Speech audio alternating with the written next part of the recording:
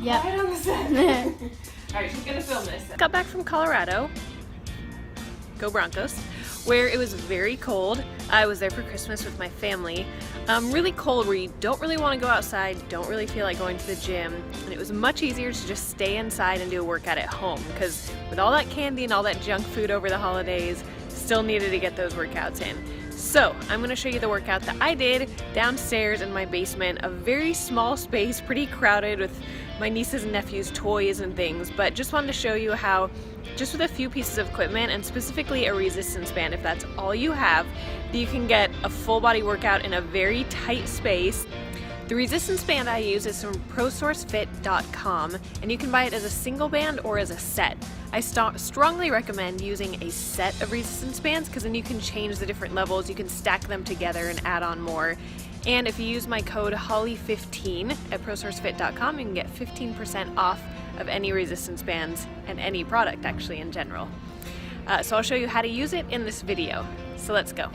I'm rolling just to get the blood flowing a little bit. It's freezing in this house, so foam rolling kind of helps get the blood circulating and warm up the muscles before everything that I'm about to do.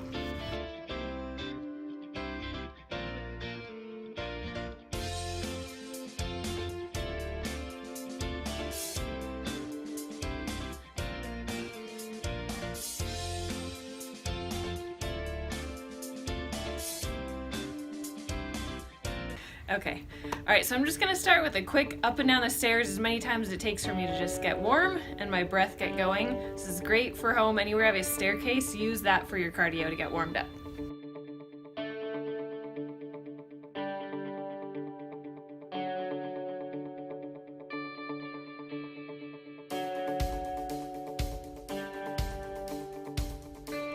So I'm going to use mostly a resistance band. I brought this home with me to Colorado. This is a band from ProSource. So these are great because it has a little door anchor that comes with it. So all you have to do is find a basic door, and then you just stick it inside the opening where the hinges are. Put it a little bit lower, and then close the door, and then it stays right there. So I'll be able to do a lot of different exercises just with this one thing right here. I'm going to start with a little bit of a warm-up, which is called a quadruped or a bird dog, where you're on all fours. It's great for your core, great for your lower back, very gentle strengthener, but it's also a nice way to warm up because your arms, legs, everything is moving. So I kind of like to start by warming up with that. So hands right underneath shoulders, knees underneath hips, opposite arm and leg come together, and then out, pulling with your abs, and then squeezing your butt when you kick back. Start with about 10 to 12 of these on each side.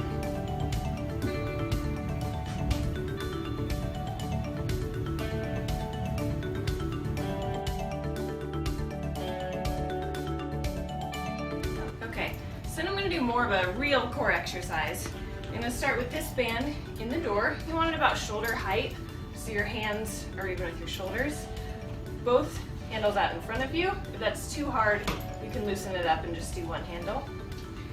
Standing about shoulder distance apart, I'm going to twist all the way to the side, kind of pivoting that back foot, and just come right back to the middle.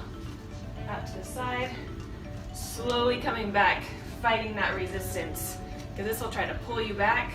So you're going to use a lot of obliques and core strength to keep from pulling back too quickly. Keep yourself stable. And we do about 10 to 15 of these on each side.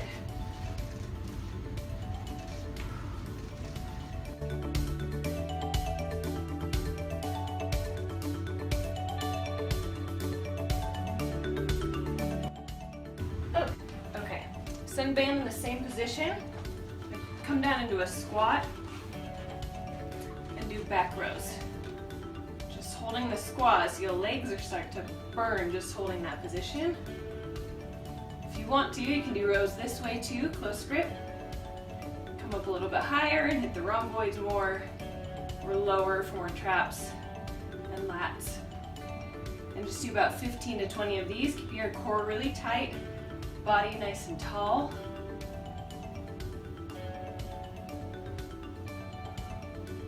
And exhaling when you pull back. Inhale on the way out. For even harder, go nice and slow. So you pull back and slowly let the resistance go back. It's gonna really work that eccentric contraction and burn those muscles.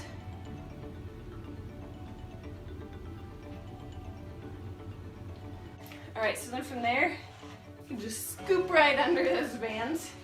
So you're standing in front this time, arms bent at 90 degrees for a chest press. And then you're gonna add in the legs for more of a full body exercise. So rather than just your basic chest press, when you step forward, instead of just a stagger stance, we're gonna step all the way down into a lunge as you do the chest press. Come back and alternate legs, lunge and back. It's gonna require a lot of balance, core strength, focus, and your body really learning how to work well together. And as you come down, it's really hard on these not to let the knee jet forward too much. So when you come down, you also gotta focus on lowering straight toward the ground so your knee doesn't move too far forward. So you don't wanna be leaning your body too far, but keeping up nice and tall. Focusing on pressing through the heel, using your glutes, and then getting that good chest press in. If you want to make it harder, just step further away from the wall. It's a great thing about resistance bands, you don't necessarily need to add on more weight or bands unless it's way too easy. You can just move further away for more resistance. Move the band down to the bottom of the door for bicep curls. But bicep curls, they can be a little bit on the easier side. So I'm gonna add a core balance disc to make it harder. So if the biceps are challenging enough for you, that's fine. If you wanna add in a little bit more core and balance work, then adding in something like this balance disc is a great way to make it much harder, get your central nervous system more involved so that more muscles are working, and your body has to work on kind of proprioception or body awareness and where you are in space. So with the band at the bottom of the door, palms facing up, knees bent, core tight to stay balanced on this thing. And then you're just curling up to your shoulders. Don't come all the way down because you'll fall off and lose the resistance. So you want to keep a little bit of a tension in the band. Slowly lowering back down just to about 45 degrees, even 90 degrees. And back up.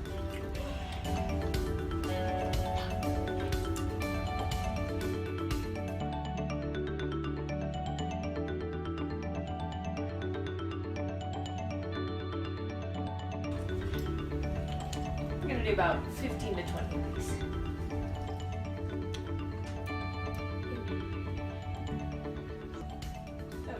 Alright, so now we're going to move down to the legs and get some specific glute work in. So I'm going to scooch the disc out of the way, and this little ankle strap that comes with this resistance band.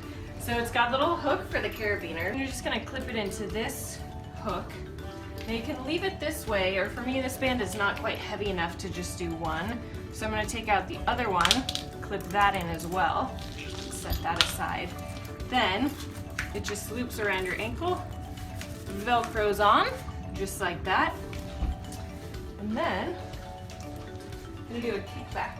So I'm just going to kind of use this wall here for support, the door. Little bend in the supporting leg, core tight, and kicking straight back as high as you can. Just kicking back, squeezing that glute muscle, bringing the foot back in. And now you can use both hands for support, or just one. Kick back as high as you comfortably can without using too much lower back. And about 15 to 20 on each side.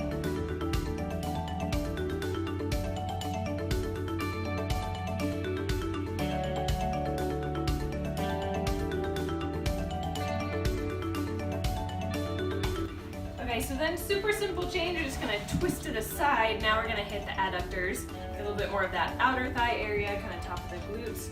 Same idea though, so you're just slightly bending the supporting leg and kicking out as far as you comfortably can. You don't want to kick out so far that you're leaning your body just as much as you can, keeping your body up tall, supporting yourself with one hand. And you can always use a lighter band for this too if you have more bands available, so you can go up a little bit higher. Getting that full range of motion. So again, about 15 to 20 on each side.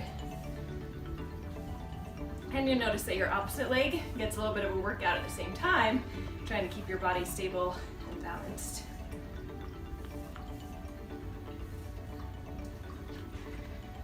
Just easily switch it around. Other leg, turn around, and same thing.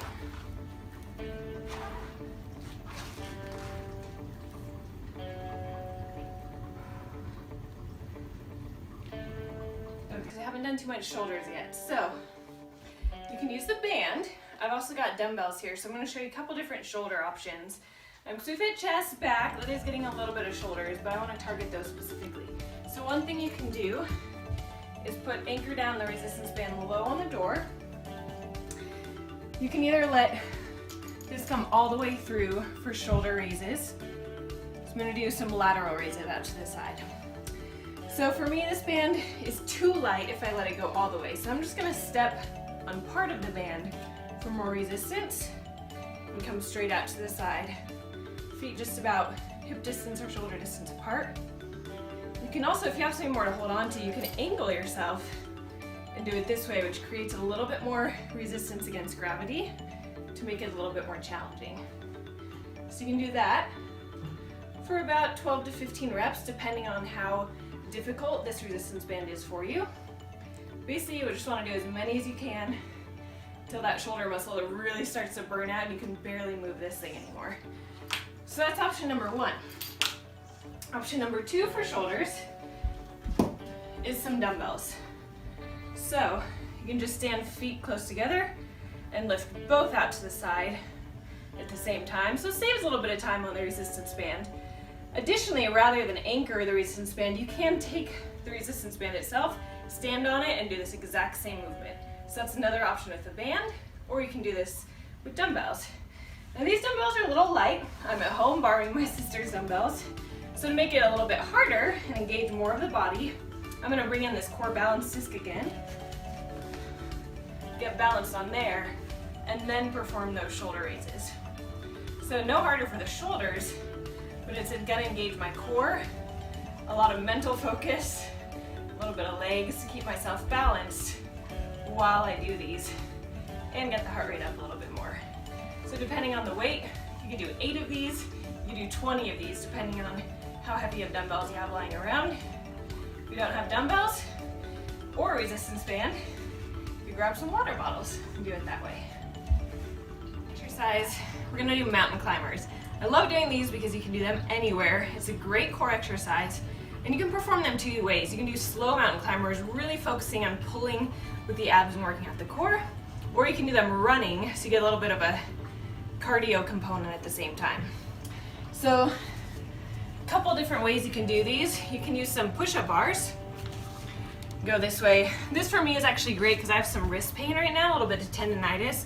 With push-up bars, it takes off some of the strain from the wrist from this position, so it makes it a little bit easier to do. So the slow version is just pulling your knees in toward your chest. It's gonna look like this. Nice and slow, really squeezing when you pull your knee up. Or you can do it fast and run it. And I usually like to go for about 20 to 30 seconds on that. If you don't have push-up bars, you can use dumbbells, which is also kind of nice because there's a little bit of a balance component with that. The same thing. No dumbbells, no problem, simply do them on the floor. Same thing. Don't need anything special to do mountain climbers, which makes them great. So, set up however you want to do it, and go for 20 to 30 seconds.